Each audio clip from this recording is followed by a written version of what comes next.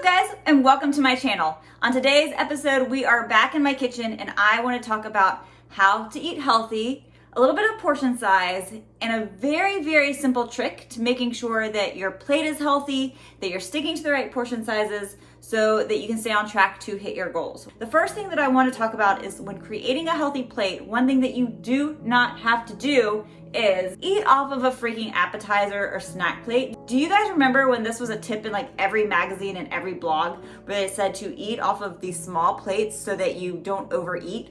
No, then you just end up hungry and filling it up 2 or 3 times versus if you just ate off of a dinner plate, what you should be eating dinner off of and feeling actually satisfied. The next thing that I want to talk about are what should be incorporated into your meals. If you're truly looking to create a healthier lifestyle with your nutrition, the number one rule that I recommend is aiming to eat real food. Stay away from the processed or the pre-made foods, things that have added sugars or chemicals in them. If you look over on the back panel and there are words that you just do not understand or it has added sugar in it, then those are things that says no.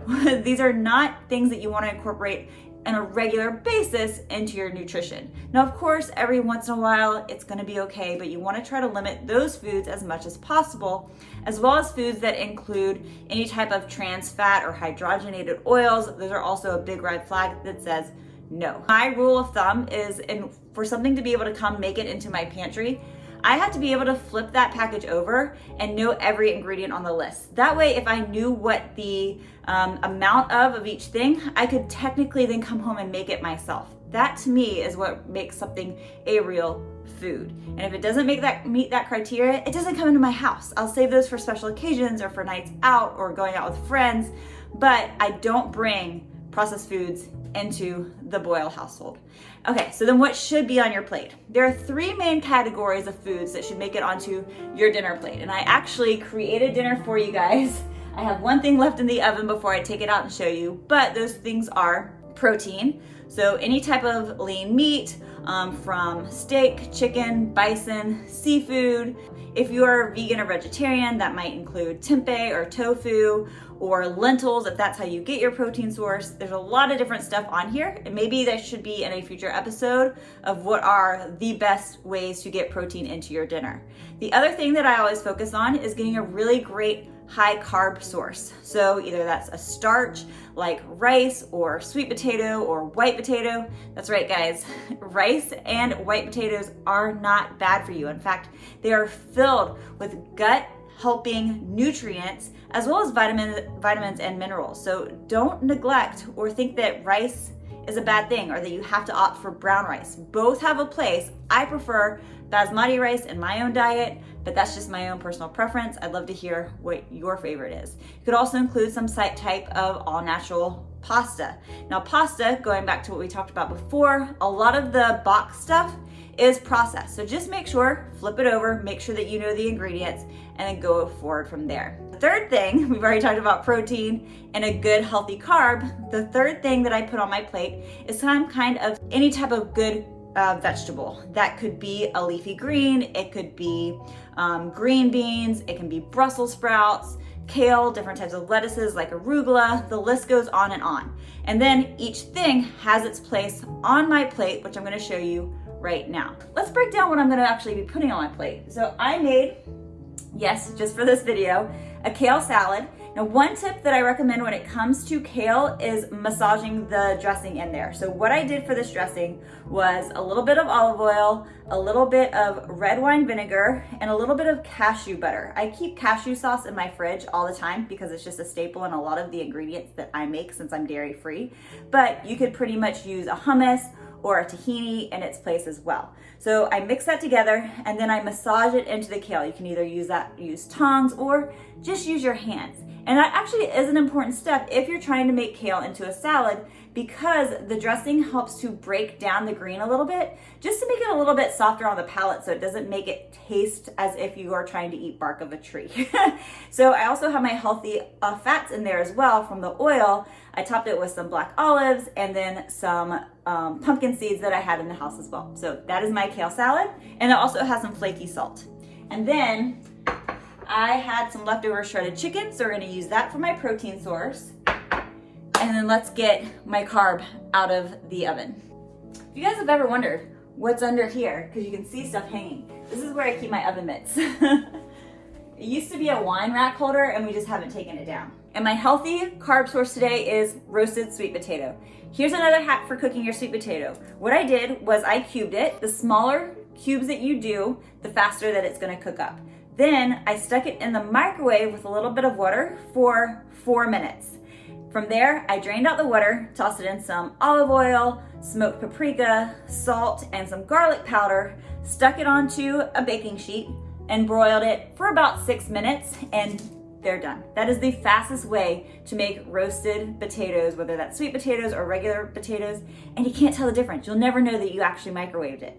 Okay, so now let's get this plate together to show you what a healthy plate looks like on a real dinner plate, not that little snack plate.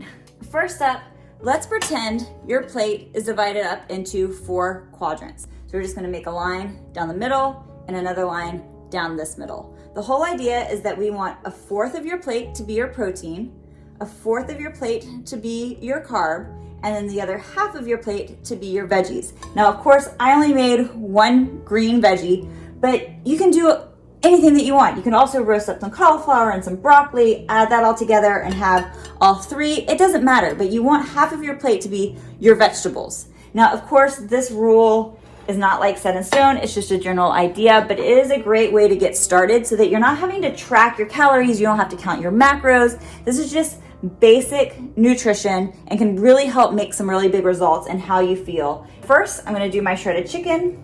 This I just buy from Costco and I love this stuff. I eat it actually every day. I eat 5 ounces with my lunch. So I'm gonna take up 1/4 of my plate with my chicken. I'm gonna grab those sweet potatoes that I cooked. And I'm gonna take up another 1/4 of the plate. Then I'm gonna get my greens, make sure that I get some of the pumpkin seeds, make sure that I get some of those olives, and I'm gonna fill in the whole other half. The only thing that is missing from this plate now is what my husband and I love to dip our chicken and our sweet potatoes in, and that's mustard. We are mustard snobs. We have so many different types of mustard in our fridge. This is our favorite brand, and this is my husband's favorite, the sweet hot variation. It's almost like a honey mustard / hot sauce. It is pretty spicy, but this stuff is good, and I would just put a big old dollop of that, and there you go. Sometimes I might even do ketchup. How simple is that? And I don't know about you guys, but that actually looks super filling, and it is. Now again, this is just a basic rule to help you navigate how to quote unquote eat healthy and start cleaning up your nutrition.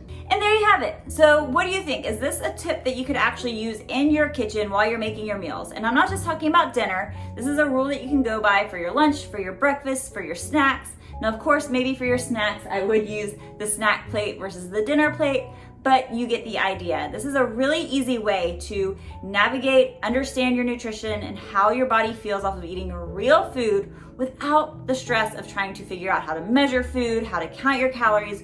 You can change your eating habits and change your body without doing those things, especially if you're brand new to trying to clean things up and trying to learn how to eat real. Like, what does eating real mean? And how can you start adapting a more healthy lifestyle when it comes to your nutrition? Don't worry about the fad diets. Don't worry about the detoxes. Worry about trying to eat real, focusing on getting that plate loaded with a bunch of different varieties that are full of nutrients to help you feel your freaking best.